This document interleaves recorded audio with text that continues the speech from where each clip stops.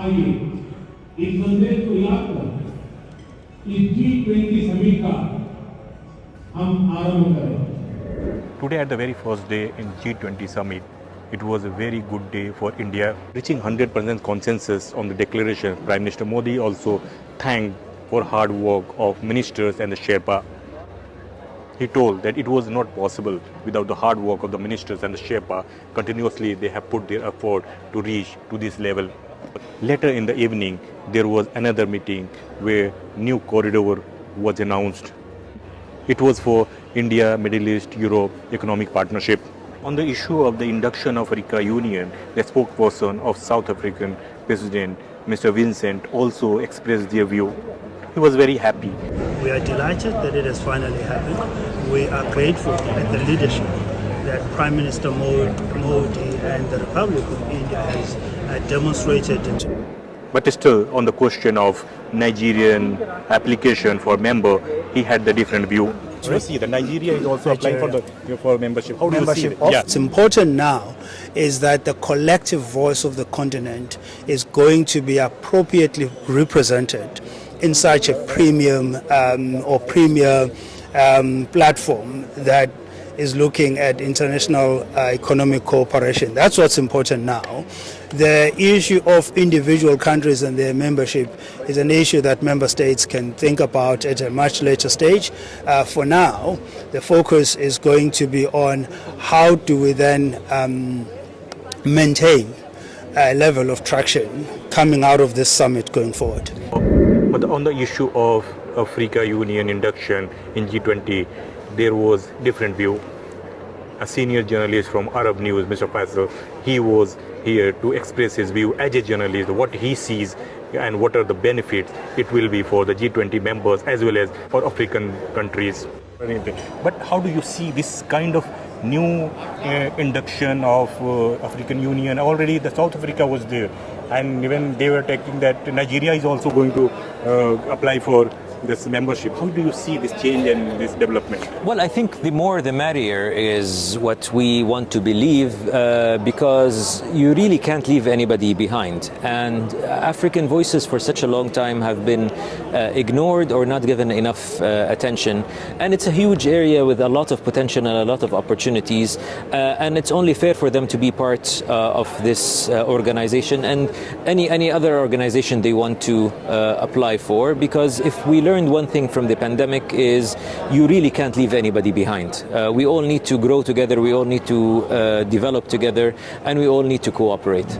He also expressed and highlighted the issue that what are the things happening under G20 and other groups dominated by the China or Russia. Don't you think that it's like this forum is going to be like a competitor to the BRICS or SCO, that what China controls mostly? So do you think that that is the thing that China is trying to have the distance from this, not to make it so much prominent? Look, there's enough room for everybody, and at the end of the day, Doctor, numbers speak for themselves. The results are what going to matters. You can have any organization you want with any formation of abbreviation of letters that you want, but it's what you achieve with these organizations, be it BRICS, be it G20, be it the UN, be it the World Economic Forum, be it ASEAN, be it whatever, you name it. It's what you achieve in the results. Otherwise, it's just going to be a very fancy meeting with a very expensive bill. But at the end, I wanted to have different opinion on the issue of economy and trade, discussed in length with Dr. Ihsan from Saudi Arabia. He's a senior economist there in Arab who understands the economy and the politics altogether. On the issue of Africa Union as a new member in G20, Dr. Ihsan has his own opinion. So we are here at the G20 Summit. It's very crucial and lots of things are happening, not only in terms of the political relationship, also the economic and the crisis the world is going through. So how to solve the trust deficit that the Prime Minister also told in the opening address. So how do you see that it is going to emerge as a historical step for not only for African country, also for the this global south, whole global south? You see, nations do throughout history do compete, which is natural. You know, they compete for resources, they compete for investment, they compete for trade, for various reasons. And I think these forums like, the G20, the BRICS, the COP for climate change are very important. And these are the tools where the nations can talk together and, to also reduce conflict and frictions amongst themselves. So I think the one manifestation of that is the invitation of Mr. Modi to the African Union. It makes sense. In the composition of the G20, you have the 19 countries plus the European Union, and now you'll have African Union. Africa, as all of us know, being present on the G20 Summit throughout, either because of issues relevant to Africa. When you look at issues like, for example, climate change and Africa, see, Africa is a major contributor, but cannot contribute to the level or to the potential due to severe financial shortages. We are seeing that how Kingdom of Saudi Arabia is evolving, in terms of modernization, adopting technology, and it's also pushing youth to be innovative and be entrepreneur kind of thing. So these are the things also, and aligning those geopolitics, the geopolitical scenario also. How do you see that? Is it balanceable, or it is very difficult to match those aspiration and also the situation across the globe? I think aspiration is the name of the game. Mm-hmm. And in Saudi Arabia, the Crown Prince, through his strenuous efforts to realize the Kingdom Vision 2030, is a manifestation of that. The vision is very ambitious, but with very measurable goals. Mm-hmm. And the idea not only to diversify the Saudi economy, but also for Saudi Arabia to take its natural role regionally and globally. Because Saudi Arabia, throughout its history, it never lived for itself. Mm-hmm. Yes, it pays close attention to its interests, but also pays lots of interest to regional causes like the Arab, the Islamic, the developing nations, and always being part of that. But in last 4 or 5 years, we have seen that dramatically change. It's surprising for everyone. Like now you have good relation with Iran. They have meeting, so many bilateral meetings happened. Even Qatar the relation is improving and all. So how this wonder happened? It's like, everybody is surprised that lots of things are changing. And even now, normalization with Israel. That is another good thing that to see that, how the globalization is happening and we are growing together.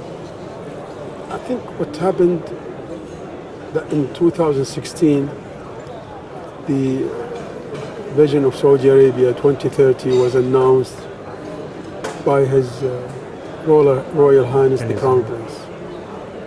And it wasn't only uttering words and giving sweeping remarks and general statements, but the vision has two things in its favor.